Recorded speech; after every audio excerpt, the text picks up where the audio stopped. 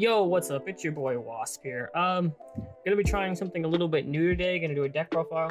We've just been uploading VODs. We uploaded a box opening the other day.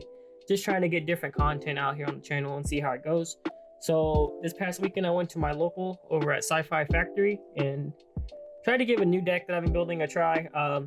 It's Sky Strikers. Obviously, you probably know that if you've clicked on this video, it will be in the title. Normally I play Drytron. Been having pretty decent results with it lately, but just been kind of growing sales since I started playing in February when I picked up the deck. It's pretty much all I've really been playing. So I decided to give Sky Strikers a try.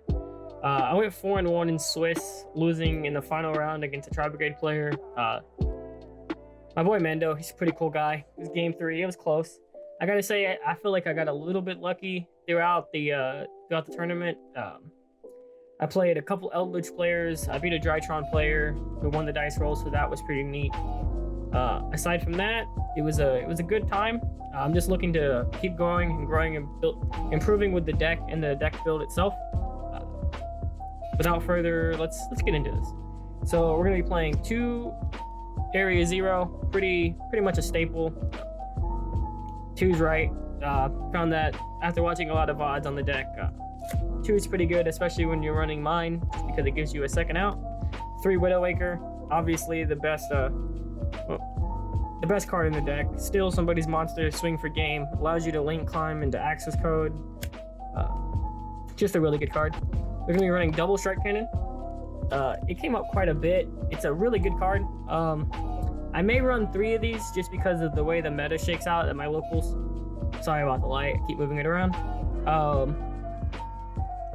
This allows you to link climb really easy too. Crash into steal someone's Verte, climb in, do whatever you need to do. Got 1 engage, 1 afterburner, 1 multi-roll.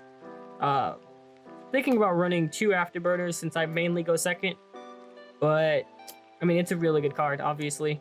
The games where you go first is kind of a dead card. Some of Strikers is just dead going first. 1 jamming waves. If I do run a second afterburners, I'd probably switch out the jamming waves. 1 Eagle Booster, 1 Hornet Drones. Some of these are one-ofs, obviously, just because they're at 1. Eagle Booster is a really nice card. Came up quite a bit this week.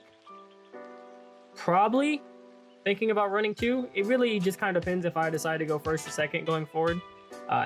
Then you got the Rose. 1 Rose. That's all I had.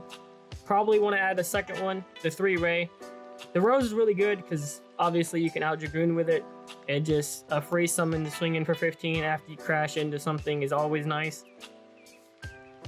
Aside from that, just the 4 bodies sometimes didn't feel like enough. 5, I guess, technically, if you count the Hornet Drones.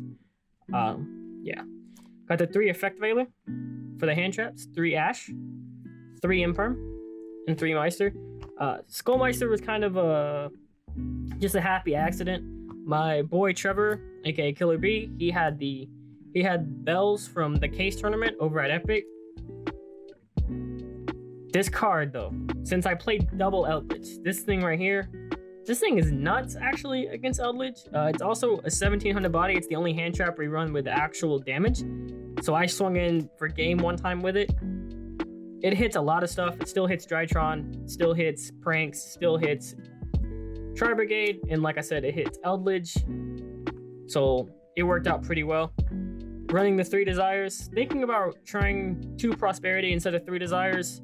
Obviously the card advantage is great, but on hands where I couldn't open or get into engage at the beginning, and I went Desires to get like some type of card advantage, I ended up banishing engage and multi-roll quite a bit, which was disappointing. I still did well, obviously, because I was 4-1 and got 2nd place at the tournament, but it's just something that I guess I'll have to try out, test, the more I play test the deck.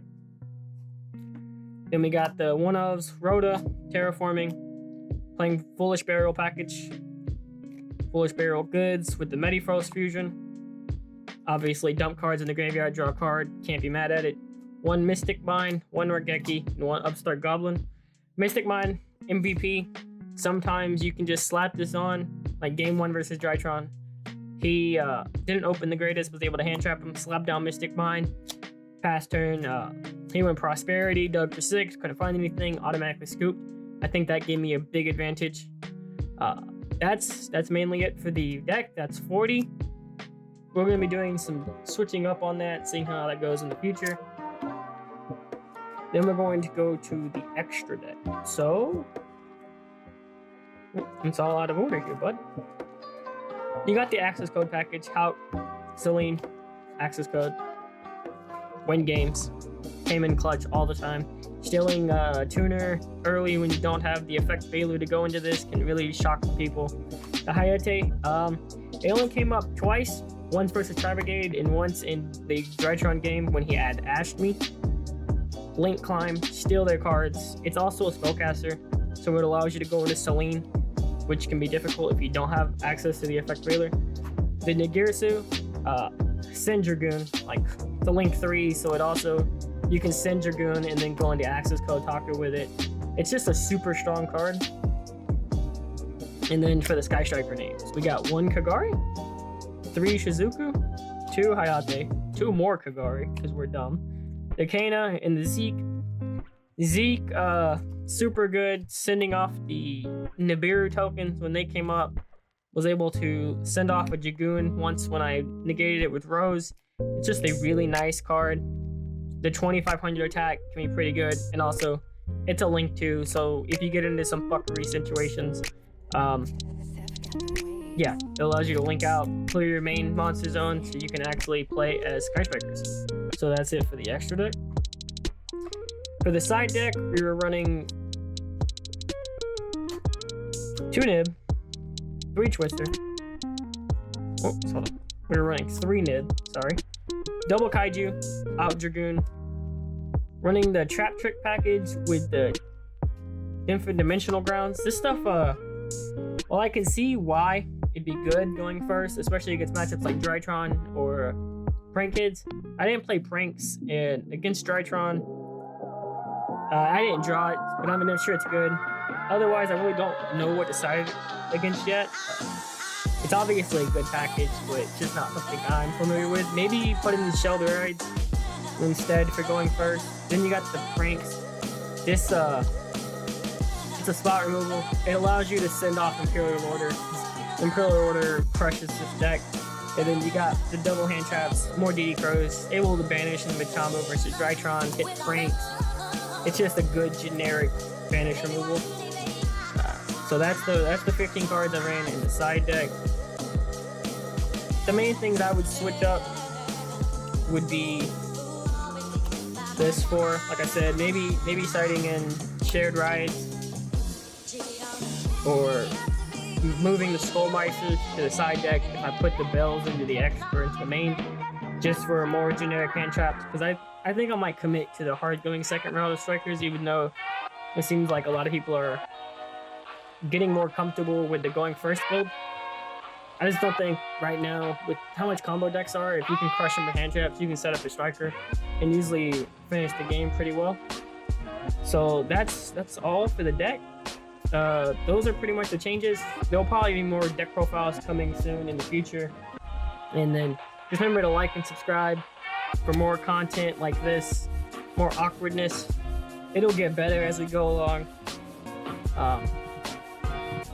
Maybe attending a case tournament this weekend in Oklahoma. It just kind of depends on how real life goes. I would like to play. If not, we'll still have more VODs coming from the Geek Out in Burleson, our local OTS.